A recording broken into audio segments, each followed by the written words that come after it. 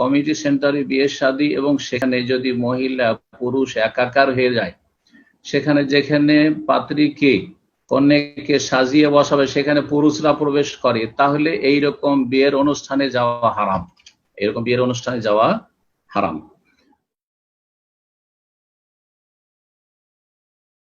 প্রশ্ন হচ্ছে, শায়েখ, আমার এক বোনের বিয়ে, আত্মীয় আর কি। তো বিয়ে যার সাথে ঠিক হয়েছে, ছেলেটা হচ্ছে একটা সুদী ব্যাংকে চাকরি করে।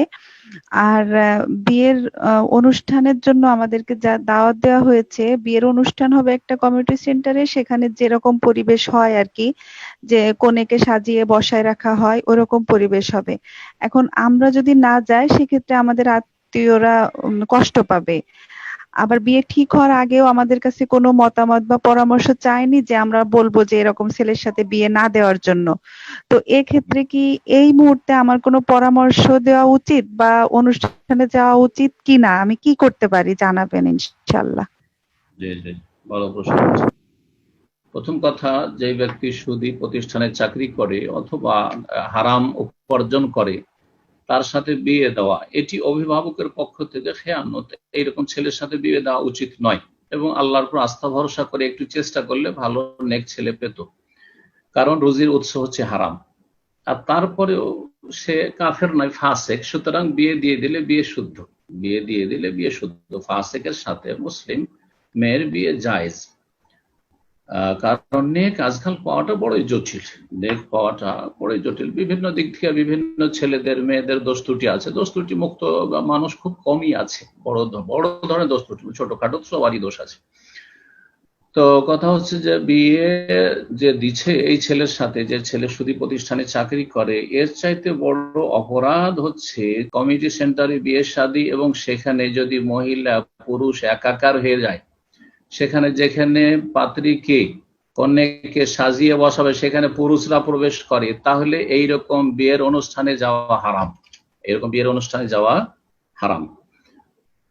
হ্যাঁ, যদি সেপারেট ব্যবস্থা থাকবে যে মহিলারা মহিলাদের সেকশনে বসে থাকবে, পুরুষরা পুরুষদের সেকশনে বসে থাকবে, আর মহিলাদের মাঝে পাত্রী বসে আছে, সেখানে কোনো পুরুষরা প্রবেশ করবে না, এমনটা যদি নিশ্চিত হতে পারেন, তাহলে সে বিয়েতে শরিক হবে, না হলে শরিক হবেন না।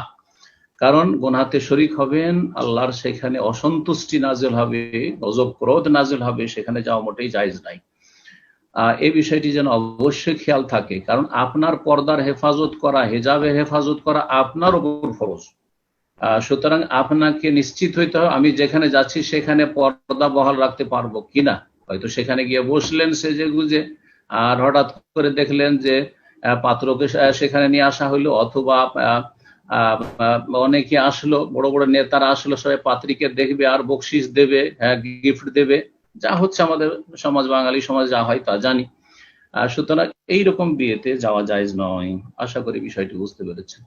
শুধু যদি সুদী ব্যাংকে চাকরি করে এটা হইতো, আর যদি পর্দার কোনো বরখেলাফ না হইতো, তাহলে বলতাম যে যেতে পারেন, অসুবিধা নাই। কিন্তু তার চাইতে বড় অপরাধ মনে করি এখানে, কারণ আপনাকে কু আনফুসাক ওয়া আহলিকুম নারা, ওই ব্যক্তির সুদ খাওয়াতে আপনার ক্ষতি নেই, কিন্তু আপনার এমন জায়গায় যাওয়া যেই বিয়েতে পুরুষ নারী একাকার হয়ে যাচ্ছে, সেখানে গেলে আপনার ফরজের ক্ষতি হচ্ছে, আপনার ইবাদতের ক্ষতি। আর আপনার ইবাদত হচ্ছে, ফরজ হচ্ছে হেজাবের হেফাজত করা। আল্লাহ যেন বুঝার তৌফিক দান করেন।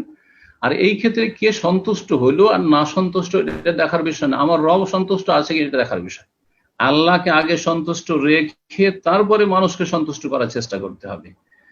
আর মানুষ সন্তুষ্ট হইলো কিনা দেখবেন, তাহলে আল্লাহ সন্তুষ্ট হয়ে যাবে। আর আল্লাহ সন্তুষ্ট হয়ে গেলে কোনোদিন কল্যাণ পাবেন না। সুতরাং কে রাজি হলো নারাজ হলো সেগুলি দেখবেন না, দেখবেন যে আমার রব রাজি আছে কিনা। তাদেরকে বুঝাবার চেষ্টা করবেন যে যদি এই শর্তে আমি তোমাদের বিয়েতে যাব, যে যদি মহিলাদের সেকশন আলাদা থাকে, পুরুষ সেকশন আলাদা থাকে, আর সেখানে পুরুষ নারীদের অবাধ মেলামেশা না থাকে, আর সেখানে গান বাজনা না থাকে, আর নাজায়েজ হারাম কোনো অনুষ্ঠান না থাকে, তাহলে যাব।